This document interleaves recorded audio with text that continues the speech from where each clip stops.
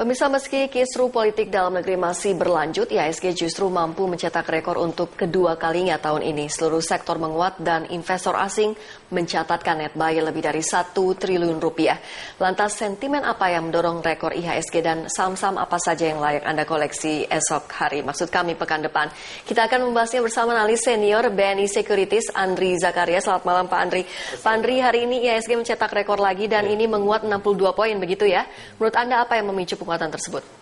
Sebenarnya banyak faktor juga karena globalnya juga lagi naik kan, Wall Street juga kemungkinan bisa mencetak rekor tertinggi lagi dan juga sebenarnya lebih fokus ke sektor perbankan ya karena isu-isu merger antara Mandiri, Bank BNI dan juga Bank BTN ini yang memicu aksi jual yang cukup memberikan kontribusi kepada indeks untuk mencetak rekor tertinggi, dan ini diikuti oleh spekulasi juga saham-saham properti dan konstruksi juga ya karena spekulasi nanti di tanggal 17 Februari ini kemungkinan Bank Indonesia akan memotong suku bunga ya, 25 basis point. Ini juga memberikan katalis positif juga untuk indeks untuk bergerak menuju ke 5.400 ya. Oke, bagaimana dengan sentimen bursa Amerika yang ditutup menguat? Apakah ini juga berpengaruh menurut Anda?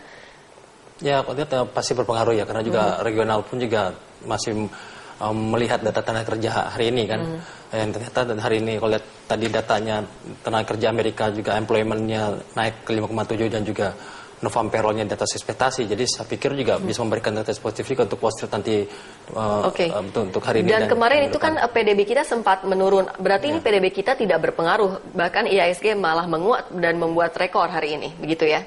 Ya, kalau lihat memang yang sebenarnya kan kalau dilihat di Indonesia ini naik itu bukan karena fundamental ya, memang karena inflow ya. Seperti saya bilang beberapa lalu memang inflow ini cukup kuat karena year to date jadi Januari sampai sekarang asing masih net buy 2,5 triliun ya.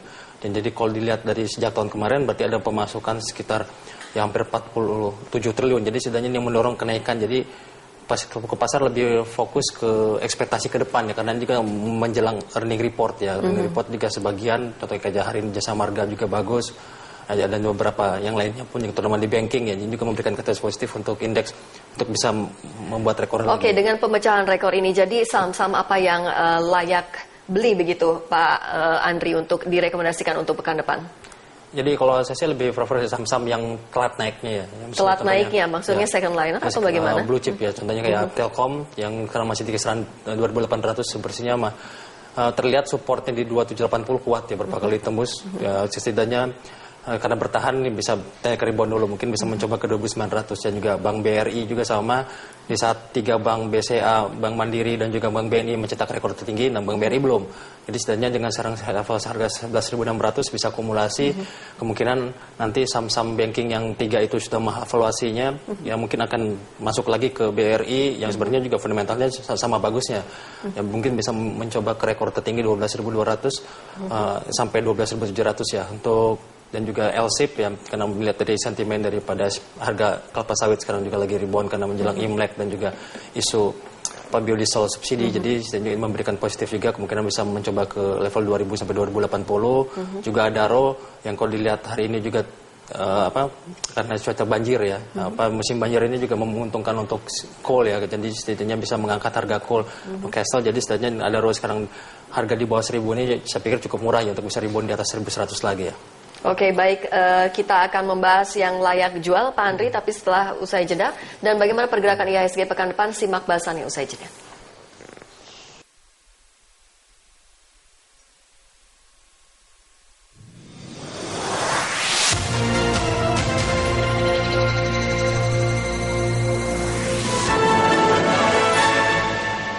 Sambut Hari Raya dengan diskon fantastis 10% hingga 70% untuk semua produk tanpa kecuali.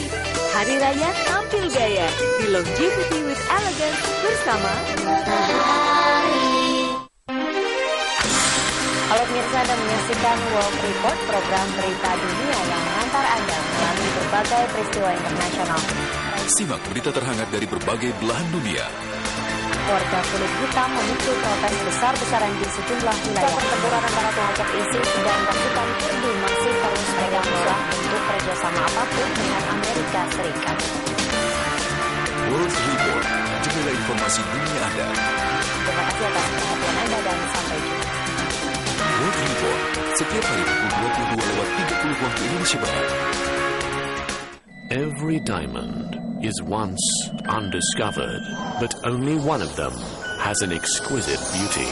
Selected by the color, clarity, cut, bound with pure two-tones gold by a perfect welding technique and completed with micro-sized diamonds. Adele's Definite, the one in a million, by Adele Jewelry.